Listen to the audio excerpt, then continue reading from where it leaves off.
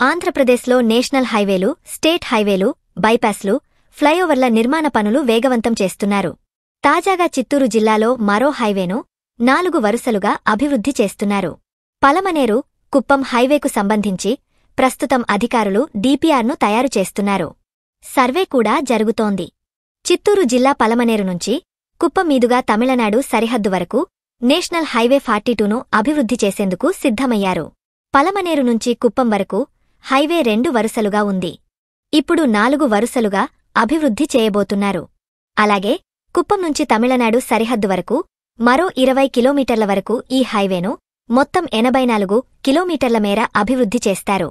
ఈ మేరకు ఈ హైవేకు భూసేకరణతో కలిపి 1500 కోట్ల రూపాయల అంచనా వ్యయమని చెబుతున్నారు. డీపీఆర్ పూర్తయ్యాక పూర్తిస్థాయిలో వ్యయంపై క్లారిటీ వచ్చే అవకాశముంది. ఈ పలమనేరు కుప్పం రహదారి 4 లైన్ల అభివృద్ధిలో 3 చోట్ల బైపాస్లు రానున్నాయి. శాంతిపురం, రాజుపేట, కుప్పం ఏరియాలో బైపాస్ రోడ్లను నిర్మించనున్నారు. అలాగే బైరెడ్డిపల్లె, వీకోట ప్రాంతాల్లో బైపాస్ నిర్మాణానికి గతంలోనే గ్రీన్ సిగ్నల్ వచ్చింది. బైరెడ్డిపల్లె, వీకోట బైపాస్లకు భూసేకరణతో పాటు 9 కిలోమీటర్ల బైపాస్ నిర్మాణానికి 100 కోట్ల రూపాయలను కేటాయించిన సంగతి తెలిసిందే. బైరెడ్డిపల్లెలో భూసేకరణ పూర్తవ్వగా వీకోటలో మాత్రం ఆగిపోయింది. ఈ బైపాస్ పనులకు టెండర్ ఖరారు చేశారు.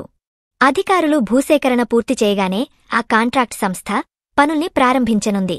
పలమనేరు, కుప్పం హైవేకు సంబంధించి బైరెడ్డిపల్లె, వీకోట ప్రాంతాల్లో బైపాస్ల విషయానికి వస్తే వీకోటలో బైపాస్ మార్పు కోసం స్థానికులు పట్టుబడుతున్నారు. ఈ మేరకు నిర్వాసితులతో కలిసి హైకోర్టులో పిటిషన్ దాఖలు చేయగా స్టే విధించారు. ఈ కారణంగా పనులు ఆగిపోయాయి.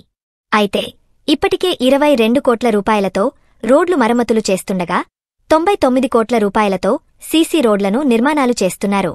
చిత్తూరు నుండి తచ్చూరు, చెన్నై నుంచి బెంగళూరు నేషనల్ హైవే పనులు కూడా కొనసాగుతున్నాయి.